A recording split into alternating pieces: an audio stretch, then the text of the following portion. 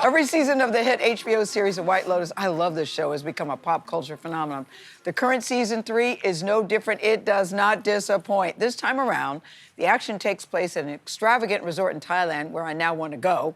It's all building toward the apparent death of at least one major character, we think.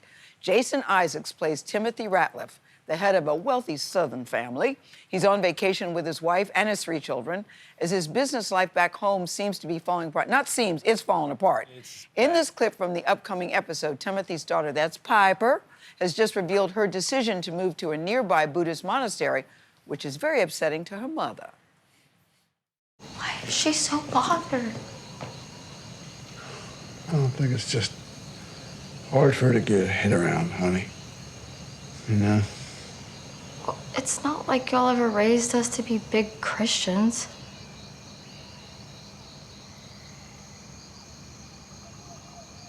I was an altar boy, you know? Sung the solo at Christmas service.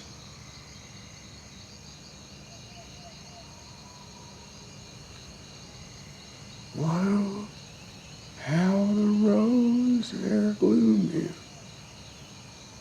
from tender stem hath sprung.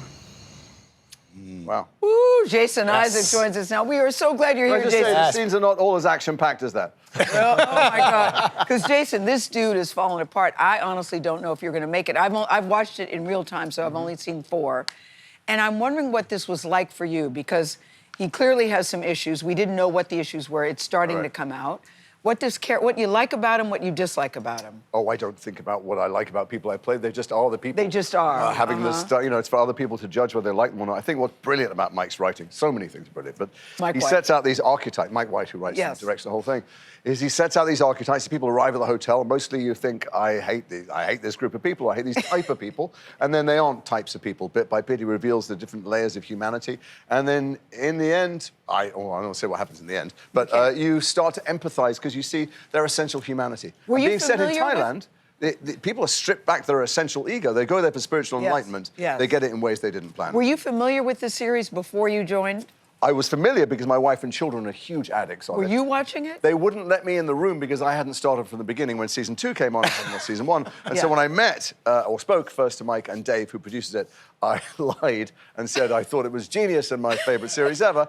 And it turns out when I then binge watched it, it is. So that was all right in retrospect.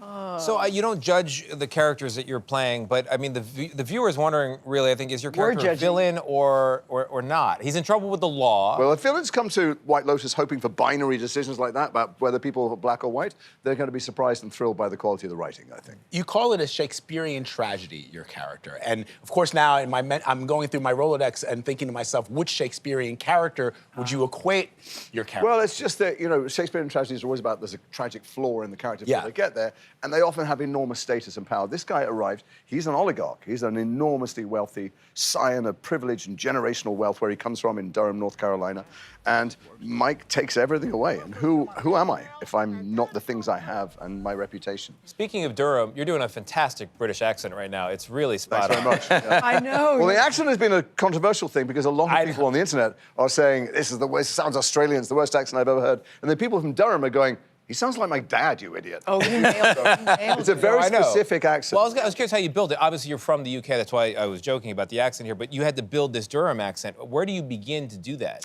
You listen to people from Durham, you go to a brilliant dialect coach, Liz Himmelstein, who does a lot of the top Hollywood actors, and then you practice it. I'm from England, so you have to understand, when you open your mouth in England, everybody knows not just where you're from, but where you're from socioeconomically and how you're aspiring to be perceived. We are fascists about the minutiae of dialect, so it's a tool we learn to learn to. You're making news because for last week we got to see a full frontal and it was you. Yes. And I'm trying to figure out we how were to all ask this talking without about being impolite. Go ahead. Was that you or was that a prosthetic? Well, because we were debating it. Because we were debating. A lot of people are debating it. It's all over the internet, and it's interesting because you didn't answer the question. Well, I'll tell you why. Because the best actress this year was Mikey Madison at the Oscars, and I don't see anybody discussing her vulva, which was on television all the time.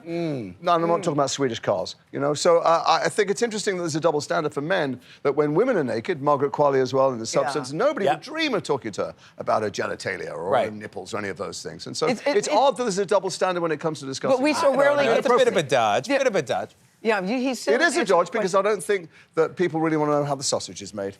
I kind of Nice do. one. Is it? I kind of do. Is it the same? Is the guy who does the prosthetics the same guy who does the ears and the noses? Who's got fake ears? Not on the show, but in general. Who's the guy you call? I genuinely think it would be odd when there are characters in some of the women are naked in here. It'd be odd if they were sitting here and you would never dream of discussing their It's also genitalia. true. Not for a second. Can I talk about the casting? I love Patrick Schwarzenegger. I don't think I love Patrick with your Schwarzenegger. friends. Like he's my real son. Do you? I love Patrick the and kids Sam on the show. and Sarah Catherine. We became a family over 7 months away. We got very close. Yes. Sorry, I interrupted. Sorry. No, but I like the cast on the show and the people that play your kids. I liked it. Well, we got there and you film with the people you're with and you have the days off with the people you're with. And we became a family very quickly. And what was odd is my own real children arrived. Yes. And I suddenly realised when they wanted to hang out with Patrick, Sam and Sarah Catherine that I am actually old enough to be the parents of the people I consider my friends. Yeah. Oh, that's awesome. I think if prosthetics were standard with actors, we would ask a female What is your actor. obsession? And are you having... Very obsessed. It's not only Are you obsessed. having We've been therapy? talking about it all morning. But what, Mike White is a brilliant writer. It's the best series on television for a long time. God. And It what is the is. obsession with penises? It's an odd thing. Because we really get to see him on I television. think we have to read a tease. Yeah, okay. Jason, Gayle, you're watching the wrong television, obviously. Jason, congratulations. I love you on the show. I love what... And Lucius Malfoy for all the millennials out there. Yay, yes. Lucius Malfoy in the house. Yes. New episodes of the White Lotus season. I love him.